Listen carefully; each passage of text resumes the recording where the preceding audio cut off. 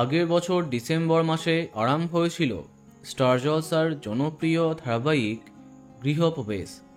রাজ চক্রবর্তী প্রোডাকশনের এই ধারাবাহিকের মাধ্যমে অনেক বছর বাদে টেলিভিশনে কামব্যাক করেছেন উষসী রায়। প্রথমের দিকে আশানুরূপ সাফল্য না এলেও পরবর্তীকালে 8:30টার সময় অন্যতম সফল ধারাবাহিক হয়ে যায় গৃহপ্রবেশ।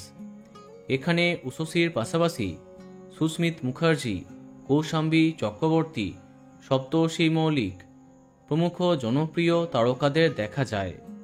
বেশ ভালোই চলছিল এই ধারাবাহিকটি। এরই মধ্যে দুঃসংবাদ এই ধারাবাহিকের দর্শকের জন্য। বেশ কদিন ধরেই আলোচনা চলছিল আপকামিং ধারাবাহিক রানী ভবানীকে কোথায় দেবে কর্তৃপক্ষ। অবশেষে আজই টেলিকাস্ট টাইম ঘোষণা করা হলো। আগামী 7ই জুলাই থেকে রাত 8:30টাতে আসছে রাজেশ্বরী রানী ভবানী, অর্থাৎ গৃহপ্রবেশের সময়ই আসছে এই ধারাবাহিকটি। তাহলে কি শেষ হচ্ছে গৃহপ্রবেশ?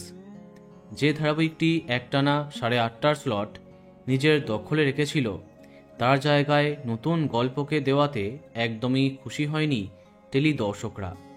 অন্যদিকে গৃহপ্রবেশ শেষ হবে নাকি সন্ধেবেলায় চলে যাবে তা অবশ্য জানা যায়নি। সম্ভবত এখনই শেষ হবে না গৃহপ্রবেশ, কিন্তু এরপরে যে অনেকটা পিছিয়ে যাবে তা বলা বাহুল্য।